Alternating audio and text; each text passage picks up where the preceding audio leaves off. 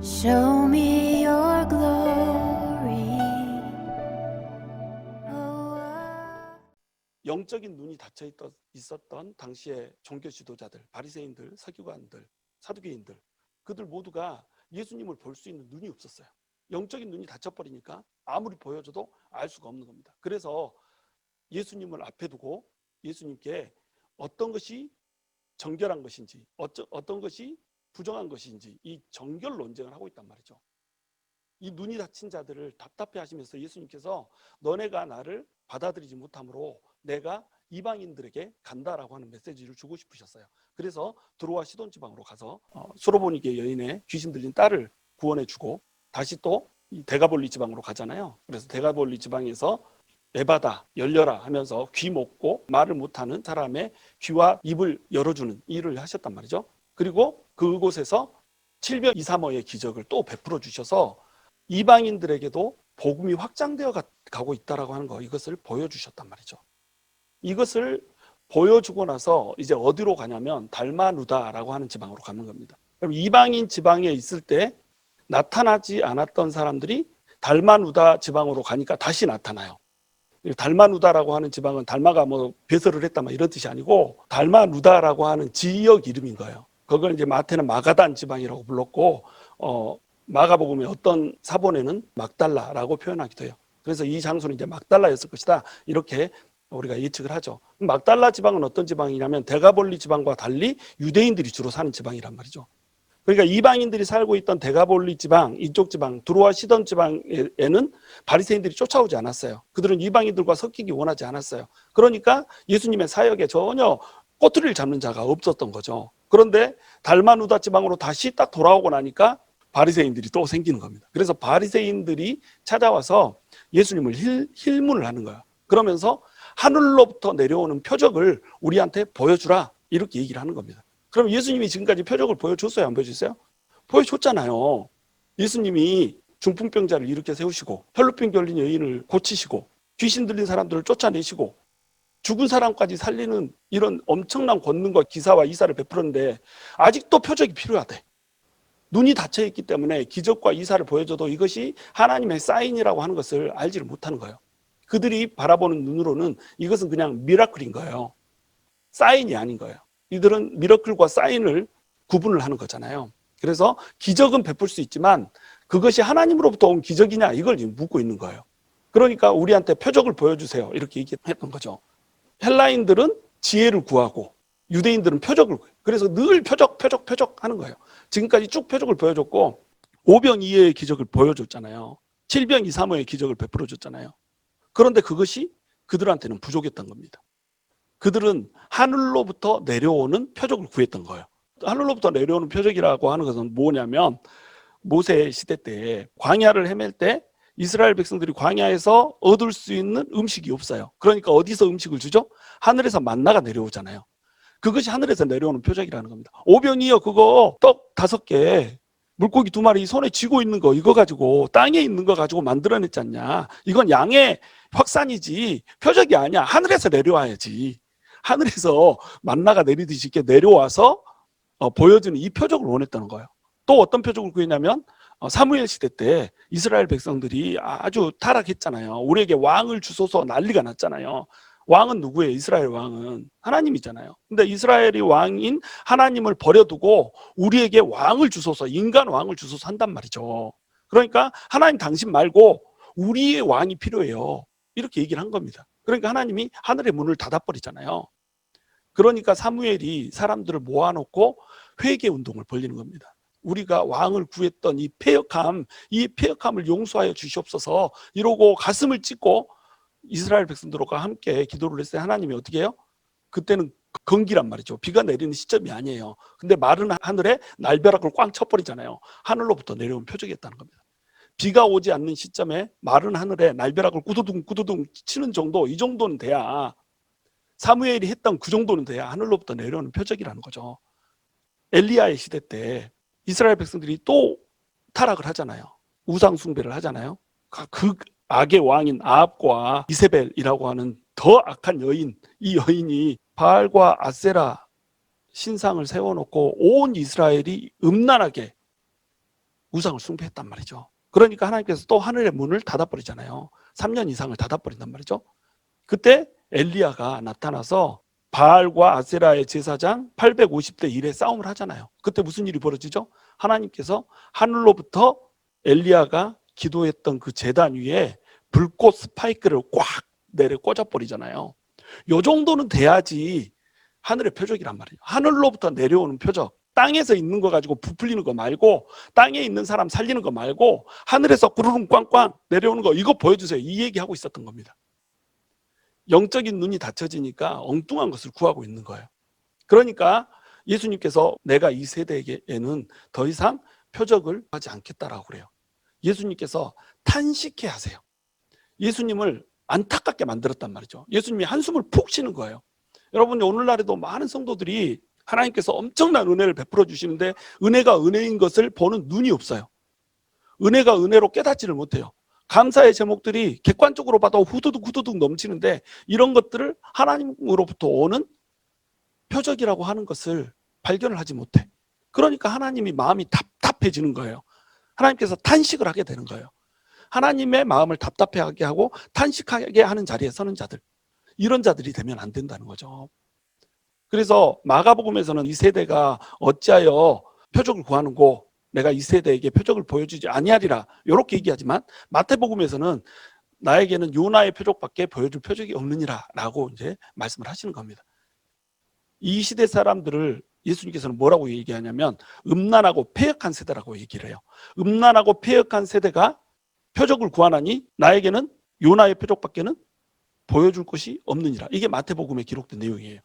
음란하고 패역한 세대라는 겁니다. 표적을 구하는 그것이 음란하고 패역한 세대라는 거예요. 왜 표적을 구해요? 세상에서 떵떵거리고 싶거든요. 세상에서 누리고 싶거든요. 세상의 명예를 찬탈하고 싶거든요. 내가 왕이 되고 싶거든요. 그러니까 하나님을 버려두고 세상과 간음하고 있다는 겁니다. 그러니까 음란하다는 거예요. 하나님이 왕 되신 하나님을 버려두고 인간이 왕이 돼서 살겠다는 거예요. 그러니까 패역한 거예요. 음란하고 패역한 세대가 표적을 구한다는 겁니다. 보이지 않는 하나님을 믿음으로 믿어야 되고 믿음으로 교제를 해야 되는데 눈에 보이게 해달라는 거예요. 그것도 그냥 대충 보여주지 말고 하늘에서 구르릉 꽝꽝 하고 보여달라는 거예요. 마른 하늘에 날벼락 보여주고 하늘에서 내려오는 만나 보여주고 하늘에서 제단에 떨어지는 불꽃 스파이크 보여달라는 거예요. 그러니까 이 세대를 음란하고 패역한 세대라고 부르는 겁니다. 그 이후에도 예수님께서 표적을 내가 다시는 보여주지 아니하리라 해놓고 표적 보여줘요, 안 보여줘요? 보여주잖아요. 나사로를 죽음에서 살리는 표적 보여주잖아요. 표적의 마지막 요한복음에 보면 마지막 표적 7번째 표적 보여주시잖아요. 근데 바리새인들에게는 이것이 표적이 되지가 못하는 거예요. 왜? 눈이 가려졌거든요. 뭘로? 세상의 재리와 세상의 욕심과 세상의 정욕과 명예욕과 재물욕과 이런 모든 탐심 때문에 눈이 가려져 버렸어요. 탐심은 우상 숭배니라. 하나님 말고 다른 것을 사랑하는 우상 숭배를 하고 있기 때문에, 그것으로 눈이 가려져 버렸기 때문에 하나님의 표적이 떨어져도 표적이 아닌 겁니다. 그러니까 예수님께서 뭐라고 말씀하세요? 나한테 남은 표적은 요나의 표적밖에 없다는 거예요. 나를 죽이고 나면 요나가 물고기 뱃속에 들어갔다가 3일 만에 살아난 것처럼 예수님을 죽이고 나면 예수님께서 죽고 나서 3일 만에 부활을 하시겠다는 거예요. 이것이 내가 보여줄 마지막 표적이라는 거죠. 이 표적을 보고도 못 믿으면 그 사람은 소망이 없는 거예요. 구원을 잃는 거죠. 예수님께서 보여주시는 그 마지막 표적, 요나의 표적, 이것을 보면 반드시 예수님을 믿어야 한다는 겁니다. 그것을 보고도 받아들이지 못하면 그 영적인 눈은 그냥 소경이라는 거예요. 그래서 이후에 벌어지는 일화에는 뭐가 나오냐면 소경의 눈을 띄우는 장면이 나와요. 진짜 영적인 소경이 누구냐 이거죠. 진짜 영적인 소경은 예수님의 기적을 보고도, 이사를 보고도 예수가 하나님의 아들이라고 하는 사실을 모르는 너네가 진짜 소경이다 이겁니다. 그래서 그 소경의 눈을 띄워주는 장면이 이후에 이제 등장을 하는 겁니다. 바리새인들은 철저히 눈이 가려진 소경들이었어요. 근데 그 소경들이 종교 지도자들이었단 말이죠. 당시의 종교를 이끌고 있는 사람들이었단 말이죠. 영적으로 탁월하다고 그러고 또 하나님을 열심으로 사랑한다고 그러고 하나님과 제일 가깝다라고 자기 스스로 말하는 사람들이었고 타인들도 인정하는 사람들이었어요.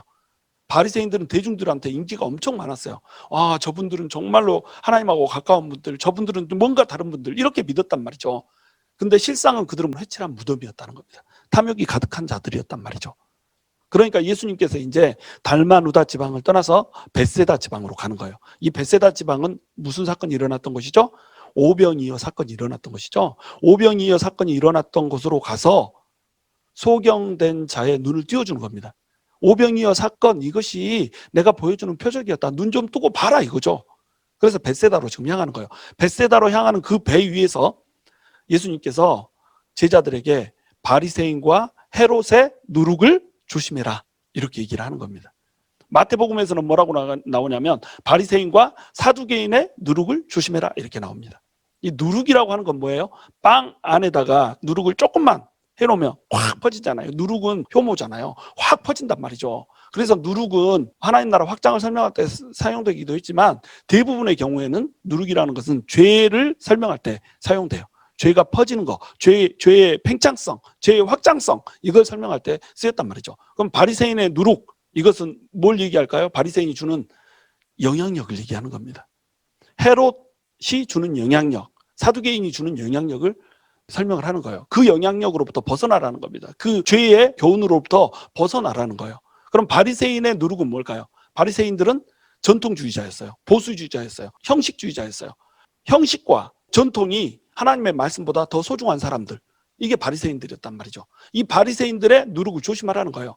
하나님의 말씀이 뭐보다 앞서요? 전통보다 앞선다는 겁니다. 하나님의 말씀이 뭐보다 앞서요? 형식보다 앞선다는 거예요.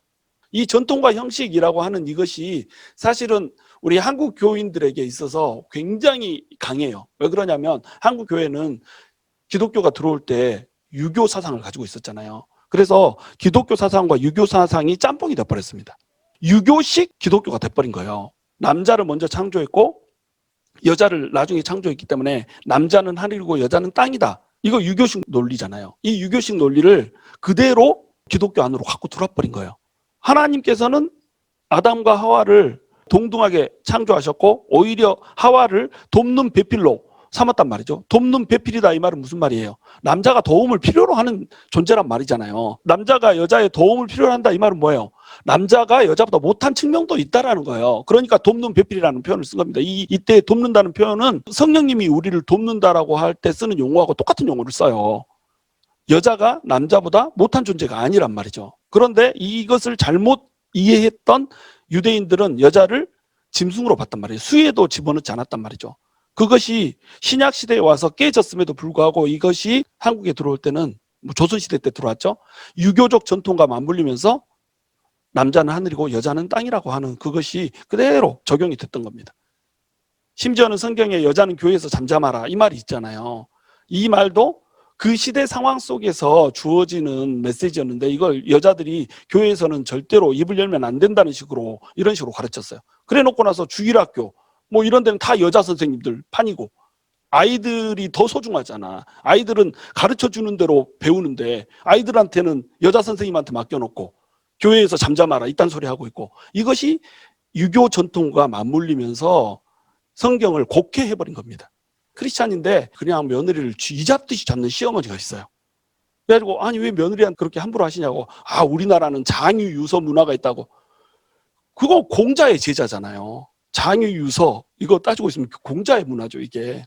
이 바리새인의 누룩들이 우리 권사님들한테도 엄청나게 많이 들어가 있어요. 그래서 틈만 나면 가르치려고 해요. 심지어는 목사도 가르치려고 하고, 목사님 넥타이는 그렇게 입으면 안 되시고 목사님 옷은 막 이렇게, 아니 일일이 다 가르치려고 들어요.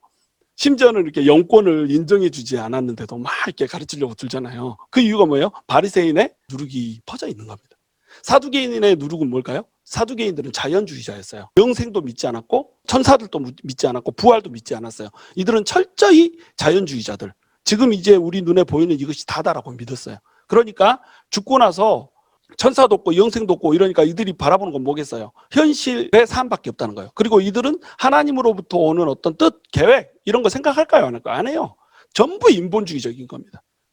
지금으로 치면 자유주의 신학자들. 성경에서 신비로운 거 다 빼버렸잖아요. 동정녀 마리아도 굴하고 홍해바다를 건넌 것도 홍해바다가 레드시가 아니라 리드시고, 아니 리드시 갈대밭을 지나가는데 어떻게 갈대에서 사람들이 수장당해서 죽냐고요. 그게 더 기적이네. 갈대밭을 지났는데 갈대밭에서 수장돼서 다 죽고 더 이상 이제 얼굴을 못 볼 거래. 이게 말이 돼요? 그러니까 성경에 있는 신비로운 것들을 전부 다 빼버리고 이거 가르치고 있다는 겁니다. 이것을 믿음으로 믿고 있다는 거예요. 그러니까 이들한테 하나님의 뜻, 하나님의 계획이라고 하는 것은 철저히 배제되고 뭐만 있어요? 인본주의적 사상만 있는 거예요. 사람의 지혜, 사람의 경험, 사람의 지식 이런 것들로만 접근을 하는 거예요. 교회에서도 얼마나 이런 일들이 많이 벌어지는지 몰라요. 하나님께 기도하고 간구하고 나아가는 것이 아니고 인간을 찾아요. 사람을 찾아요. 나한테 돈을 꿔줄 사람을 찾고 나한테 길을 열어줄 사람을 찾고 하나님은 철저히 배제. 하나님이 언제 나한테 기도를 응답했냐 이거죠. 하나님은 나한테 기도를 응답하신 적이 없고 좋은 사람 이렇게 있으면 그 사람이 내 길을 열어주는 거다. 이렇게 믿는다는 거죠. 이게 사두개인들인 겁니다. 그 다음에 헤롯의 누룩을 조심하라고 그래요. 헤롯은 이때 당시에 유대인들의 왕이었잖아요. 바리새인들은 종교적 권력을 가지고 있죠. 근데 헤롯은 정치적 권력을 가지고 있는 겁니다. 그러니까 정치적 권력을 가지고 이들이 하고자 하는 것은 뭐였냐면 세상에 힘을 가지고 세상에 부를 축적하는 거였어요. 이들은 하나님한테 일절 관심이 없습니다. 영적인 세계에 전혀 관심이 없어요. 하나님을 어떻게 믿을지 예수님께 어떻게 나갈지 아무런 관심이 없어. 오직 관심은 뭐예요? 돈. 오직 관심은 뭐예요? 힘. 권력. 내가 누리고 싶은 모든 것들을 누리면서 살아가는 이런 것들을 이 사람들은 찾고 살았던 겁니다. 가까이 이 사람들과 교제를 하면 어떻게 되겠어요? 이 사람들처럼 하나님을 바라보고 신령한 것들을 바라보고 영원한 가치를 바라보는 것이 아니라 땅의 것들을 소중히 여기고 땅의 것들을 바라보며 산다는 거예요. 이 땅에서 무엇을 입을지 무엇을 먹을지를 무엇을 얻을지를 보고 산다는 거예요. 이 땅에서 어떻게 즐겁게 살지를 보고 산다는 겁니다. 그러니까 이들의 누룩을 조심하라고 얘기한 거예요. 이 누룩이라고 하는 것은 옆에 있으면 퍼지잖아요. 오늘 목회 편지에도 제가 써드렸지만 중국에서 수돗물을 틀었는데 수돗물이 가스 트는 소리가 막 나고 거기에다가 불을 붙이면 불이 확 붙고 막 이러는 거예요. 자, 이런 일들이 왜 벌어질까요? 주변에 있는 가스 공사나 또는 석유 공사 이런 데서 가스가 물로 스며드는 겁니다. 물은 가스에 오염되면 안 되거든요. 근데 가스가 새 들어오는 거예요. 이게 미국에서도 그대로 이루어졌단 말이죠. 2004년에는 필라델피아에서 일가족이 전부 다 화재로 죽어버렸어요. 수도를 틀 때마다 나왔던 그 메탄가스가 집에 꽉꽉 차가지고 요리를 하려고 딱 켰는데 빵 폭발을 해버린 거죠. 그래서 갓난 아이 하나를 포함해서 3명이 전부 다 죽어버립니다. 콜로라도, 필라델피아 이런 지역에서 이런 일들이 벌어지는 거예요. 왜 이런 일들이 벌어졌냐면 가스 회사에서 가스를 팔 때 가스가 물로 유출이 된 겁니다. 그래서 물에 섞인 거예요. 눈에 보이지 않지만 치명적인 피해를 입히고 있는 거죠. 눈에 보이지 않기 때문에 괜찮은 게 아니에요. 눈에 보이지 않는 이 교훈이 접촉되면 오염시키는 겁니다. 바리새인과 헤롯의 누룩이 사두개인의 누룩이 이런 거예요. 잘못된 교훈 우리 눈에 보이지 않아요. 그런데 그 접촉이 이루어지면 우리가 오염된다는 거예요. 그래서 교제권이라고 하는 것이 매우 중요한 겁니다. 내가 누구랑 놀고 누구랑 사귀고 누구랑 함께 시간을 보내는가, 무엇을 보고 무엇을 즐기며 어떤 문화 속에서 살아가는가, 이것이 엄청나게 중요한 거예요. 마귀가 우리를 공격할 때 가장 강력하게 공격하는 수단이 바로 문화입니다. 문화라고 하는 것을 통해서 공격을 해요. 왜 그러냐면 마귀는 우리를 공격할 때 우리 마음을 공격하잖아요. 인격이라고 하는 거, 마음이라고 하는 것을 이것을 공격할 때 이 사람은 개인이잖아요. 마귀는 개인을 공격하면서 동시에 체계적이고 조직적으로 전체 인류를 휩쓸고 공격을 한다는 겁니다. 이 문화는 사람들의 사상과 사람들의 마음이, 사람들의 인격이 모여서 된 거잖아요. 결집체잖아요. 그러니까 문화를 통해서 공격을 하거든요. 그러니까 우리가 어떤 문화 속에서 사는가, 이거 매우 중요한 거예요. 계속 이제 드라마를 막 보고 드라마 중독처럼 이렇게 보고 이렇게 되면 어떻게 돼요? 드라마 속에 녹아있는 사상이 우리 안에 들어오는 거예요. 제가 이제 이전에 영화광이었거든요. 그냥 영화를 안 본 거 없이 거의 막 볼 정도로 이렇게 영화광이었는데, 영화를 보면 이제 권선징악 막 이게 나타나요. 권선징악, 막 의로운 사람이 나타나가지고 나쁜 놈들이 있으면 막 딱 지켜주고 막 공부도 잘하고 얼굴도 잘생기고 본부장님인데 싸움까지 잘하네. 막 이런 사람이 나타나가지고 막 두드러 패고 막 이러면 주인공은 어때요? 맨날 말도 못하고 막 이러고 있는데 갑자기 본부장이 나서 딱 이렇게 해가지고 주먹으로 한 대 딱 갈겨주고 막 그러면 통쾌하게 느끼잖아요. 어우 시원해. 응? 고구마 먹다가 사이다 한 병 마신 느낌이네. 막 이렇게 하잖아요. 그때 우리한테 뭐가 들어와요? 나쁜 놈들은 때려도 돼라고 하는 의식이 우리한테 들어온다는 거예요. 그게 이제 누룩이라는 거거든요. 우리가 무엇을 보는가가 결국 우리를 잠식을 한다는 겁니다. 그러니까 하나님과 교제를 깊이 하고 하나님과 기도의 시간을 늘리고 하나님의 말씀을 보는 시간을 늘리고 또 거룩한 성도들과 같이 교제를 나누는 시간을 늘리면 늘릴수록 어떻게 된다는 거예요? 거룩해진다는 겁니다. 그런데 맨날 불평하고 맨날 원망하고 맨날 욕하고 이런 사람들하고 모여 앉아서 가십 떨고 이렇게 되면 어떻게 된다는 거예요? 오염된다는 거예요. 그들처럼 그렇게 된다는 겁니다. 그러니까 교훈을 조심하라는 거죠. 맨날 가방 얘기하고 명품 얘기하고 막 얼굴 이렇게 성형 얘기하고 어떻게 하면 이쁘게 보일지 어떻게 하면 섹시하게 보일지 막 이러면서 힘쌓고 이런 사람들하고 계속 모여서 놀면 어때요? 맨 처음에는 이상해 이러다가 시간이 지나다 보면 내가 이상한가? 이렇게 된단 말이에요. 저 사람 이상해 해놓고 아닌가? 이렇게 된단 말이죠. 성형은 하면 안 돼. 해야 되나? 이렇게 된단 말이죠. 그래가지고 막 얼굴에다 뭐 바르고 나중에 막 축 늘어쳐져가지고 막 덜렁덜렁하고 막 이렇게 될 때까지 이렇게 살더란 말이죠. 왜 이렇게 되겠어요? 이렇게 되는 이유. 누룩에 오염이 된 겁니다. 누룩이 퍼진 거예요. 그러니까 누구랑 같이 사는가, 누구랑 같이 교제하는가 이게 매우 매우 중요하다는 거예요.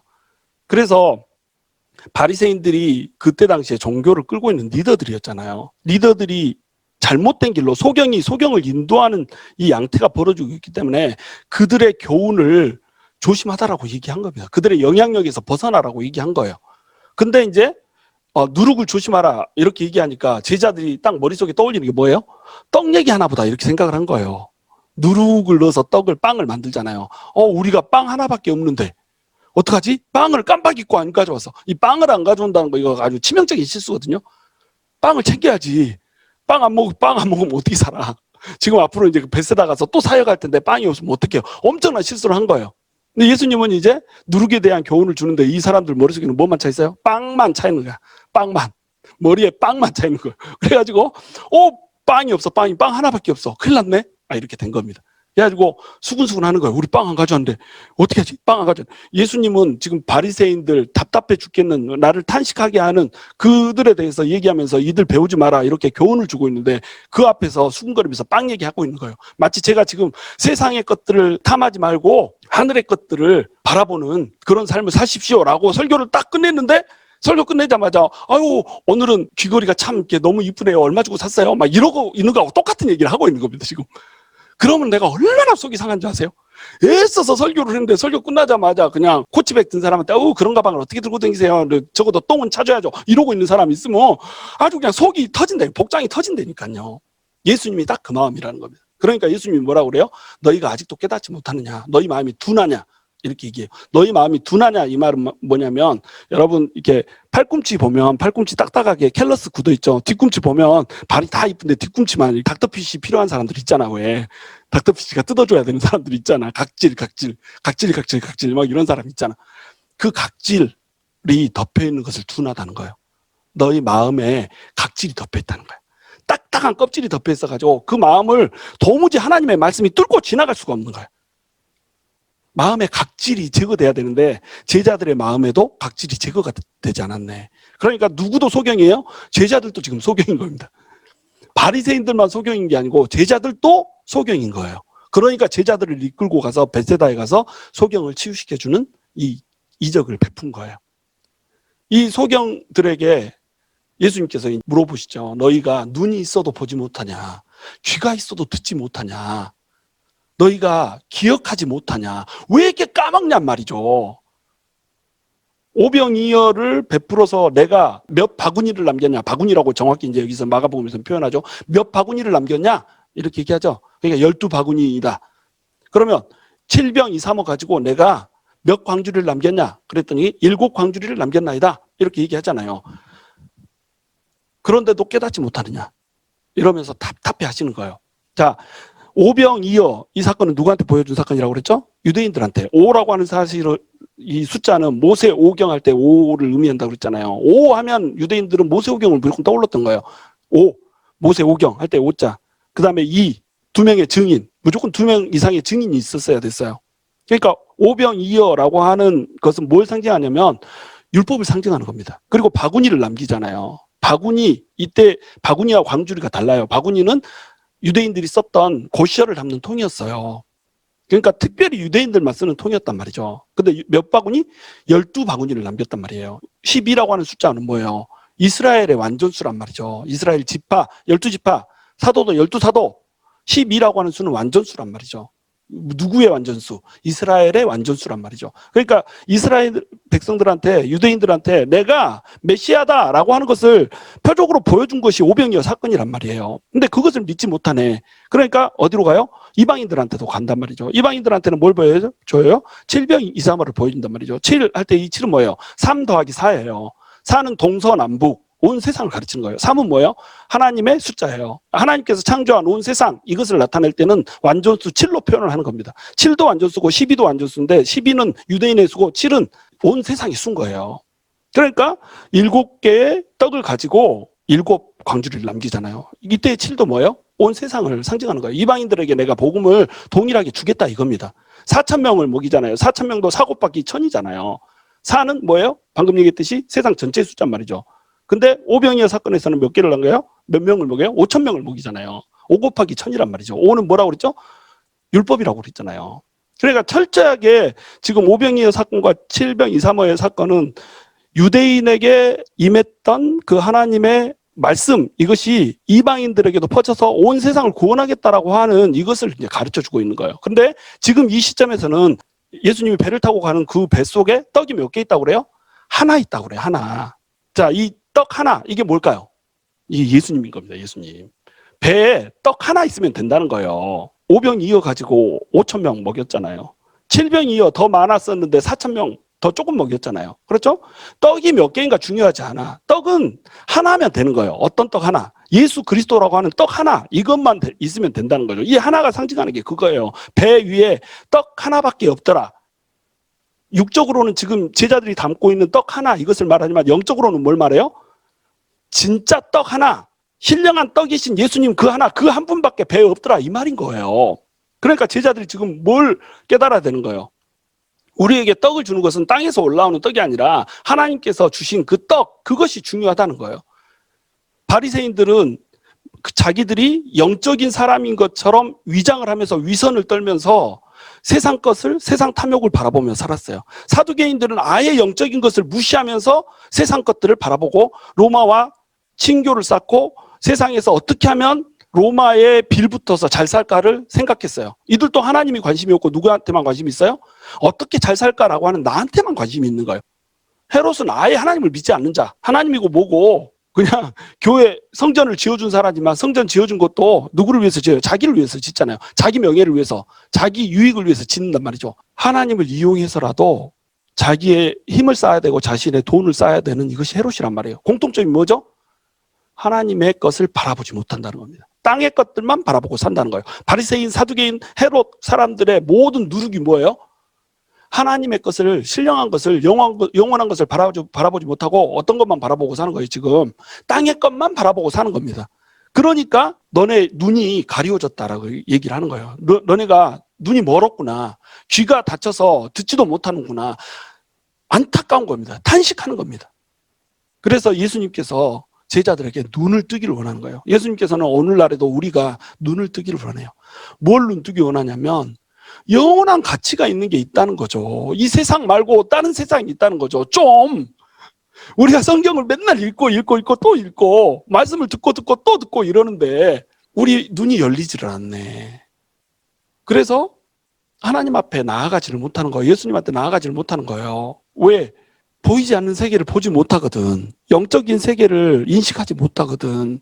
그러니까 이 세상이 마치 다인 것처럼 이렇게 살거든요. 예수를 믿는다고 하면서도 환란이 오고 곤란이 오고 핍박이 오면 하나님한테 나아가고 하나님한테 기도하는 것이 아니고 사람 찾고 돈 찾고 나의 백 찾고 이러고 돌아다니거든요. 어떻게 하면 좋은 직장 찾을지, 어떻게 하면 좋은 사업장 번성하면서 잘 살지, 이게 문제라는 게 아니에요. 이것도 중요해요. 이것도 하나님 나라의 일부예요. 그러나 이것만 바라보고 이렇게 살더란 겁니다. 왜? 눈이 가려져 버렸어. 마음에 캘러스가 생겼어. 마음에 각질이 입혀졌어. 그러니까 예수님의 메시지는 뭐예요? 너희 마음의 각질을 제하고 예수님을 인격적으로 만나라는 거예요. 너희의 눈의 꺼풀을 걷어내고 예수님을 좀 보라는 거예요. 보이지 않는 세계를 좀 바라볼 줄 아는 눈을 가지란 말이에요. 하나님의 것, 영원한 것, 신령한 것, 하나님의 나라라고 하는 것, 하나님의 의라고 하는 것, 하나님의 평화라고 하는 것, 이것에 관심을 좀 가지란 말이죠. 지금 세상 방방곳곳에서 사람들이 예수님을 믿지 못한 때 죽어가고 있는데 우리의 모든 관심은 어디 있어요? 어떻게 하면 잘 먹고 잘 살까? 여기에 관심이 있단 말이죠. 우리가 닮아 누다가 아니라 잘 누다로 지금 살고 싶어 한다는 거죠. 이게 우리의 현실이라는 겁니다. 그러니까 예수님께서 안타까워하시는 거예요. 우리는 예수님을 탄식하게 만드는 자가 되면 안 돼요. 예수님의 마음을 뻥 시원하게 이렇게 뻥 이 뻥하고 마개가 따질 때 얼마나 시원해요. 청량감이 드는 그 소리. 예수님의 그 답답한 마음의 뚜껑을 뻥 하고 터서 열어줄 수 있는 이런 성도가 될 수 있다면 얼마나 행복하겠어요. 그렇죠? 예수님께서는 우리에게 그걸 요구하시는 겁니다. 저와 여러분이 정말로 예수님의 마음을 안타깝게 하는 자리에서 떠나서 우리의 마음이 각질로 덮여져 있는 상태를 떠나서 우리의 눈에 눈꺼풀이 덮여져 있는 상태를 떠나서 보이지 않는 세계를 보고 하나님의 영원한 것, 신령한 것들을 바라보면서 예수님의 마음을 시원하게 해드리는 그러한 사람이 될 수 있기를 주님의 이름으로 축원합니다.